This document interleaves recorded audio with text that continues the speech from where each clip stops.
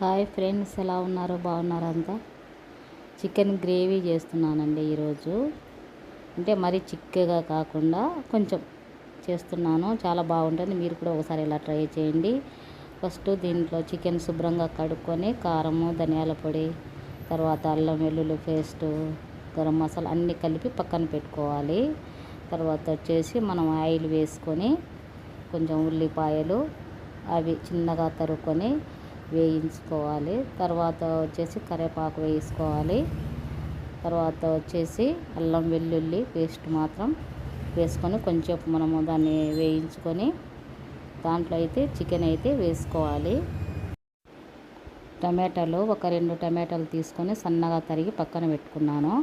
ఈ అల్లం వెల్లుల్లి పేస్ట్లో కూడా ఒక చెక్క, 2 లవంగాలు, అల్లము, తర్వాత తెల్లగడ్డ వేసి వాటిని దంచి పక్కన పెట్టుకున్నాను.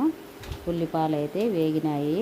ఇప్పుడు దాంట్లో అల్లం వెల్లుల్లి పేస్ట్ వేసేసి బాగా కొంచెము పచ్చి వాసన పోయేంత వరకు వేయించుకోవాలి.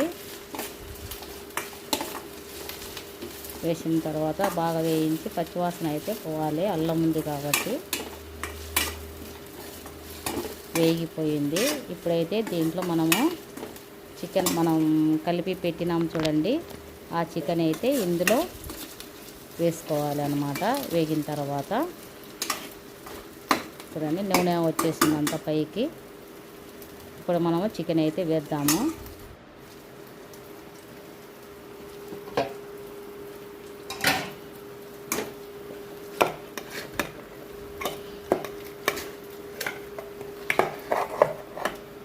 ఒక చేత సెల్లు, ఒక చేత ఇట్లా వేయలేకపోతున్నాము.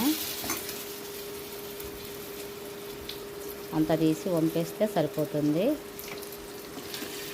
ఇట్లా వేసుకొని కొంచెం కలిపి మూత పెట్టుకోవాలి. చూడండి దీంట్లో బాగా మగ్గిపోతుంది. ఆయిల్ కూడా బయటకు వచ్చేసింది. ఇప్పుడు మనము సన్నగా తరిగి పెట్టుకున్నాం కదా టమాటాలు, అవి కూడా వేసుకోవాలి. వేసుకొని వాటిని కూడా కొంచెం సేపు మగ్గనివ్వాలి. టమాటాలు కొంచెం మెత్తబడేంత వరకు. తర్వాత మనము వచ్చేసి ఇప్పుడు చికెన్ అంతా మనము కలిపినాం చూడండి, దాంట్లో కొంచెం వాటర్ వేసి అట్లా అనుకొని ఒక చుక్క సాలంతే, ఎక్కువ వేసుకోవద్దు. మీరు కావాలనుకుంటే వేసుకోవచ్చు. కలిపేసి ఆ వాటర్ అయితే వేసుకోవాలి టమాటాలు మగ్గిన తర్వాత.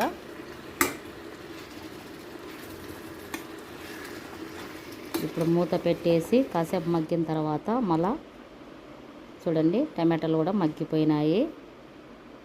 ఇప్పుడు మనము వచ్చేసి కొంచెము మసాలా అంతా కలిపిన చికెన్ ఆ గిన్నెలో కొంచెము వాటర్ వేసుకొని, దాంట్లో కూడా మసాలా ఉంది కదా కొంచెము, ఇట్లా అనుకొని కొంచెం ఒక చుక్క, ఎక్కువ లేకుండా కొన్ని. ఇప్పుడు దీంట్లో వచ్చేసినాయి చూడండి వాటర్ బాగా. మళ్ళీ ఎక్కువ వాటర్ వేసుకుంటే బాగుండదు. కొంచెం ఊరికే వేసేసుకుంటే అదంతా వాటర్ అంతా ఎక్కువ వచ్చేస్తుంది.